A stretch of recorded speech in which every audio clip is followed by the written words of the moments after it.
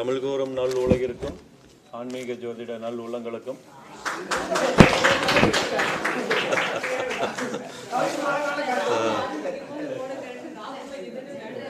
ராகு வாழ்க ஐயா அவர்கள் ஒரு நிமிஷம் முன்னாடி ராகு வாழ்க ரமேஷ் ஐயா அவர்களுக்கு படுத்துக்கிறேன்.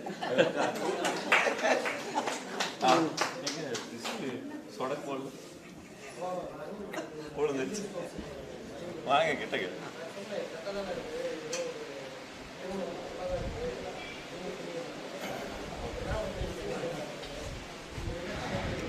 வாழ்க பாரதம், வளர்க ஜோதிடக்கலை, ஓங்குக ஆன்மீக ஜோதிடர்கள் ஒற்றுமை. ஏன்னா ஒற்றுமை தான் வேணும். நான் படித்த நூல்களை பற்றி பேசணுன்னாங்க, அதை பேசினா 3 மணி நேரம் ஆகும், ஒரு சினிமா படம் பார்த்த மாதிரி ஆகிடும். அவ்வளோ ரிஸ்க் வேண்டாம். முக்கியமாக இப்போ நம்ம பேசுகிறத வச்சு நாளைக்கு 4 பேர் 4 பலன் எடுக்கிறதுக்கு அவங்களுக்கு சௌரியமாக இருக்கிற மாதிரி 4 கருத்து சொல்லணும்னு நினைக்கிறேன். நான் ஒரு 15-16 வருஷமாக எப்படி மெத்தடு கையாண்டுகிட்டு இருக்கேன்னா அதை சொன்னால் உங்களுக்கு ரொம்ப உபயோகமாக இருக்கும்னு நினைக்கிறேன். ஃபஸ்ட்டு ஒரு ஜாதகத்தை பூர்த்தி செய்யணும், ஃபுல்ஃபில்மெண்ட்டு. 12 கட்டமும் ஒன்று கிரகம் இருக்கணும் அல்லது பார்க்கணும். இல்லையா எந்த ராசியில் கிரகம் இல்லை, அப்போ அந்த ராசி அதிபதி எந்த ராசியில் எந்த நட்சத்திரத்தில் இருக்காரோ அது உலகியல் ஜோதிட ரீதியாக அதற்கான பிரத்யேக கோவிலுக்கு போய் ஜாதகத்தை சங்கல்பம் பண்ணி வேண்டிக்கணும், ஏன் ஜாதகம் பூர்த்தி அடையணும் அப்படின்ட்டு. அதுக்கு முன்னாடி அந்த கிரகத்துக்கு உண்டான வர்ணாசிரம ரீதியில் உள்ள நபருக்கு தகுந்த தனம், தானியம், வஸ்திரம், உலோகம் தானம் கொடுத்து ஆசீர்வாதம் பெற்று போகும். இது ஃபுல்ஃபில்மெண்ட்டு, ஆக்டிவேஷன் ப்ராசஸ். எல்லாருக்கும் இப்படி வராது. வரிசையாக இப்போ 6 கிரகம் இருக்குதுன்னா மீதி 6 வீட்டை வந்து கிரகம் பார்த்துரும். அவங்களுக்கு இது தேவையில்லை. இது போர்டு இருந்தால் விளக்கி சொல்லலாம், உதாரண ஜாதகம் போட்டு.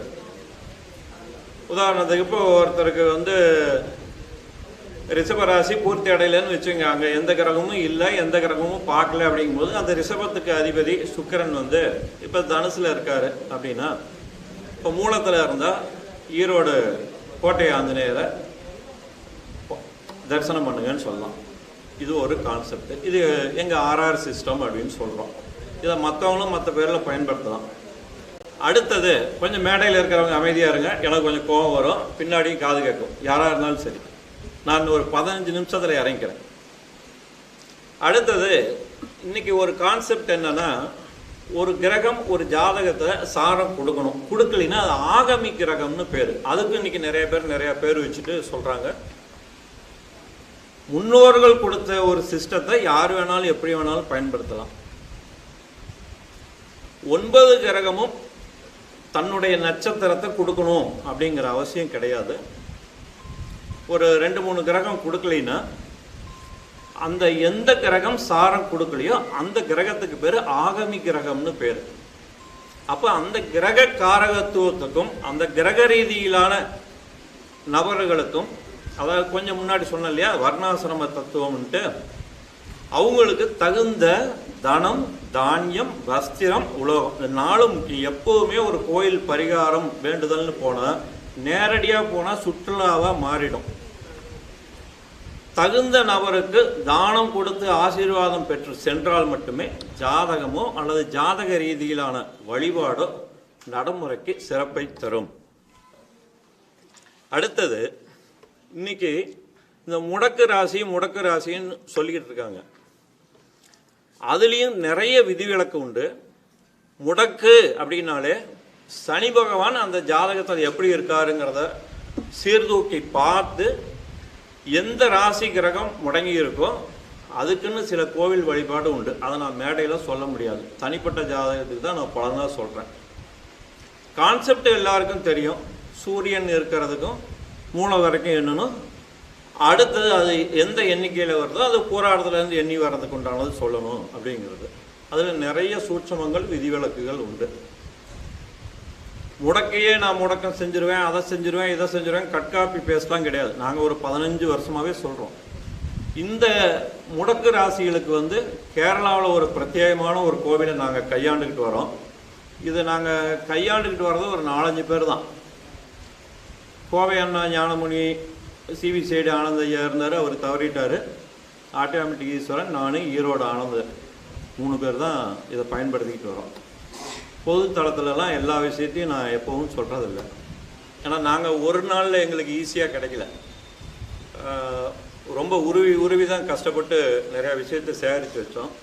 இன்றைக்கி வேடிக்கையும் பார்த்துட்ருக்கோம், அடுத்தவங்க எப்படியெல்லாம் கட் காப்பி பேஸ்ட்டாக பண்ணுறாங்க அப்படின்ட்டு. அடுத்தது இந்த யோகி அவயோகி.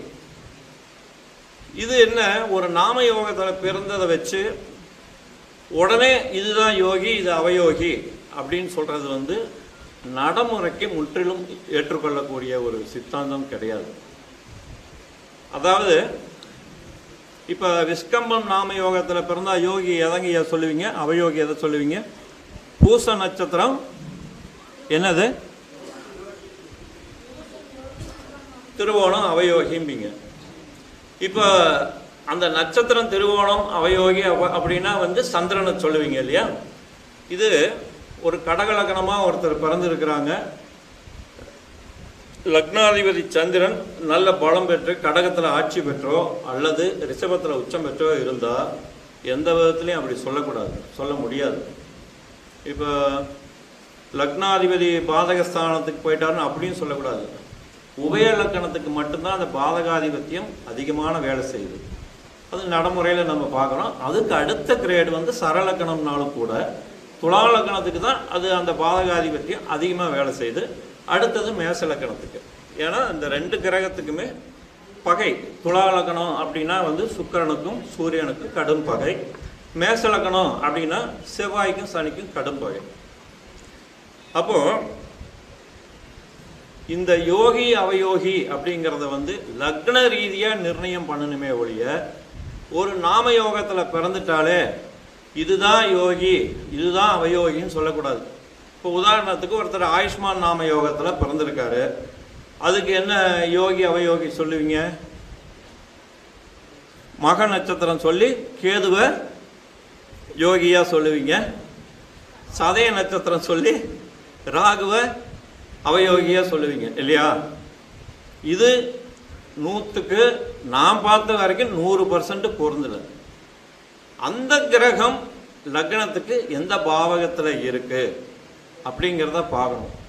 முதல்ல ஆகாதது அப்படின்னாலே என்ன, முதல்ல என்ன சொல்கிறோம், 12ல் இருக்கிறது கடுமையான மோசமான பலன். அதுக்கு அடுத்தது 8, 6 கூட வந்து அது ஒரு சர்வீஸ் ஒர்க் போகிறோம், ஒரு பேங்கில் வேலை செய்கிறோம், ஒரு மிலிட்ரி ஆஃபீஸில் போகிறோம், இந்த சேவை தொழில் மாதிரி தேர்ந்தெடுக்கிறதுக்கு அந்த 6ஆம் இடம் ரொம்ப முக்கியம். ஸோ விதிகள் என்று 1000 இருந்தால் விதிவிலக்குகள் 1000 உண்டு. இப்போ நம்ம 1 by 1 ஷார்ட் பை ஷார்ட்டாக எத்தனை பாயிண்ட் பார்த்தோம்? யாராவது ஒருத்தர்? ஏன்னா நான் முடிச்சுக்கலான் இருக்கேன். எத்தனை கான்செப்ட் இப்போ நம்ம பார்த்தோம்? என்னென்ன ஆரம்பத்துல இருந்து சொல்லுங்க. ஃபர்ஸ்ட் ஃபுல்ஃபில்மெண்ட், ஜாதகம் பூர்த்தி செய்தல். ஏதாவது ஒரு ராசி பூர்த்தி அடைஞ்சிருக்கணும், பூர்த்தி அடையலைன்னா அதை பூர்த்தி செய்யணும். அது ஃபுல்ஃபில்மெண்ட் ப்ராசஸ் அல்லது ஆக்டிவேஷன் ப்ராசஸ் அல்லது தமிழில் பூர்த்தி செய்தல் அப்படிங்க. அது ரொம்ப முக்கியம். அதுக்கு அடுத்தது என்ன பார்த்தோம்? இங்கிருந்தே சொல்லுங்க. என்னங்கம்மா? முடக்கு. அது கோவில் சமாச்சாரத்தை நான் வெளிப்படையாக சொல்ல மாட்டேன்னு சொல்லிட்டேன். அது வந்து சனியை முக்கியமாக எடுக்கணும் அப்படிங்கிறத சொல்லியிருக்கேன் நான். அந்த ஜாதகத்தில் சனி எப்படி இருக்குன்னு. அடுத்தது என்ன பார்த்தோம்? பாதகாதிபதி உபய லக்கணத்துக்கு அதிக பாதிப்பை தரும். அதுக்கு அடுத்தது சரலக்கணம். ஸ்திரலக்கணத்துக்கு என்ன பொறுத்த வரைக்கும் பாதகாதிபத்தியம் எல்லாம் வேலை. அப்போ அப்பா இல்லாமல் போயிடுமா, தெய்வ அனுகிரகம் இல்லாமல் போயிடுமா? முதல் தரமாக மோசமான பலனை தரது உபயலக்கணம். அடுத்தது என்ன பார்த்தோம்? யோகி அவயோகி. அந்த லக்னத்துக்கு திரிகோணாதிபதிகளே யோகத்தை செய்யக்கூடியவர்கள். அப்போ 8-12க்கு உண்டானவங்க அவயோகத்தை செய்வாங்க. அதுலேயும் அந்த 8-12ன்னு வரும்பொழுது யாராவது ஒருத்தர் திரிகோணத்துக்கு சம்மந்தப்பட்டு இருந்தால் அதையும் அவயோகியாக எடுக்காமல் நியூட்ரலாக எடுத்துக்கலாம். ஏன்னா திரிகோணத்துக்கு உண்டான பலனை நிச்சயம் தருவாங்க. 4 பாயிண்ட் பார்த்தோமா? ரைட்டு. இன்னும் ஒரு 2 நிமிஷத்தில் முடிச்சிடுறேன். எத்தனை நிமிஷம் ஆச்சு?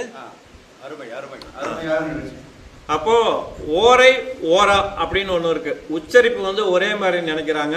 அஸ்தங்கம் அஸ்தமனம் நினைக்கிறாங்க. இது ரெண்டுமே வேற. முத்துப்பாண்டி ஐயா செய்தி ஒளிபரப்பு செய்து கொண்டிருக்கிறார், கண்டு கிடைக்கலாம். அப்படியா? ஓரை அப்படிங்கிறது அந்தந்த கிழமை சூரிய உதயத்தை வச்சு எடுக்கிறது. ஓரா அப்படிங்கிறது வந்து பொருளாதார பலத்தை நிர்ணயம் செய்வதற்கு ராசியை 2 கூறா 15 டிகிரியாக பிரித்து பலன் சொல்கிறது. அதே மாதிரி அஸ்தங்கம் அப்படின்னா சூரியனுக்கு குறிப்பிட்ட பாகையில் இதர கிரகம் அந்த 5 முக்கியமான கிரகம் சேர்ந்து மெல்ட் ஆகிறது தான் வந்து அஸ்தங்கம்னு சொல்கிறோம். அஸ்தமனம் அப்படிங்கிறது தன் வீட்டுக்கு 7இல் இருப்பது அஸ்தமனம். பேராற்றல் பெருகட்டும், பெருங்கருணை மலரட்டும், நல்லவை நிறைவேறட்டும். அடியேன் ராகு வாழ்க ரமேஷ்குமாரின் கைபேசி எண் 96 29 15 97 17. வாழ்க பாரதம், வளர்க ஜோதிடக்கலை, ஓங்குக ஆன்மீக ஜோதிடர்கள் ஒற்றுமை. வாய்ப்புக்கு நன்றி கூறி விடைபெறுகிறேன். வாழ்க வாழ்க.